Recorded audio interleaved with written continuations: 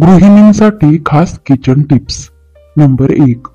दही चांगले घट्ट लागण्यासाठी कोमट दुधात दही घातल्यानंतर त्यात हिरव्या मिरचीचे 3 किंवा 4 देठ टाकावेत. त्यामुळे दही घट्ट लागते. मिरचीच्या देठात एन्झाईम्स नावाचा घटक असतो, त्यामुळे दही घट्ट होते. नंबर 2. डाळ मखनी बनवताना काळ्या उडदाची अख्खी डाळ वापरावी.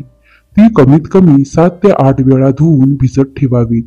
यानंतर ती डाळ न धुता शिजवा. त्यामुळे डाळीला विशिष्ट चव येते. नंबर 3. बिर्याणी, डाळ तडका या पदार्थांना स्मोकी फ्लेवर असला तर त्याला छान टेस्ट येते.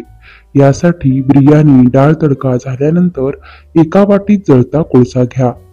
त्यात 2 किंवा 3 लवंगा आणि 1 टीस्पून तूप कोळशावर टाका. त्यानंतर घट्ट झाकून ठेवा. त्यामुळे 3 ते 4 मिनिटात मस्त स्मोकी फ्लेवर येईल. नंबर 4. हिरव्या भाज्यांमध्ये क्लोरोफिल नावाचा घटक असतो. अनेकदा भाजी शिजवताना भाज्यांचा हिरवा रंग निघून जातो. त्यामुळे या भाज्या शिजवताना 1 टीस्पून खाण्याचा सोडा टाकावा. त्यामुळे हिरवा रंग तसाच राहतो. तसेच हिरव्या भाज्या शिजवताना कधीही झाकण ठेवून शिजवू नये. नंबर 5. लसूण सोलणे हे सर्वात अवघड काम समजले जाते. मात्र लसूण पटकन सोलण्यासाठी ते 1 मिनिट ओव्हन मध्ये गरम करा. त्यानंतर एका घट्ट झाकण्याच्या डब्यात घालून जोरात हलवा.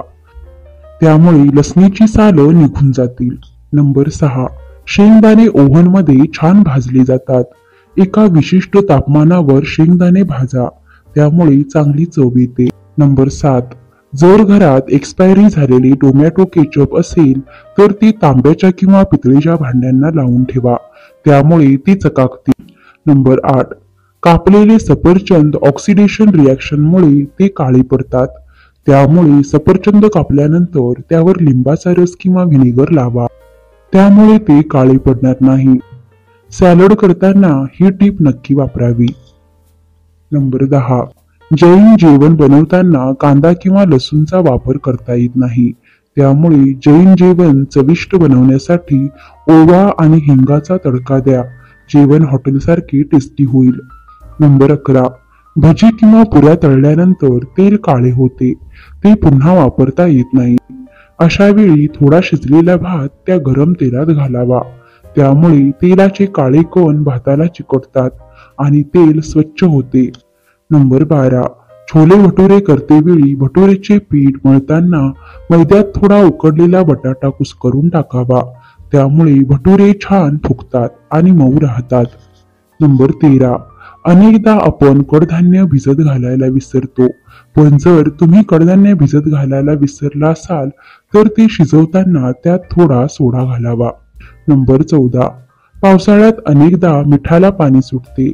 यावेळी मिठाच्या वरणी थोडेसे तांदूळ टाकावे. त्यामुळे मीठ मोकळे राहते. नंबर 15. काजू, बदाम, अक्रोड भाजून थंड करून हवाबंद बरणीत ठेवा. त्यामुळे ते खवट होणार नाही, तसेच ते कडक राहतील. मित्रांनो, व्हिडिओ आवडल्यास व्हिडिओला लाईक करा, शेअर करा आणि सबस्क्राईब करा.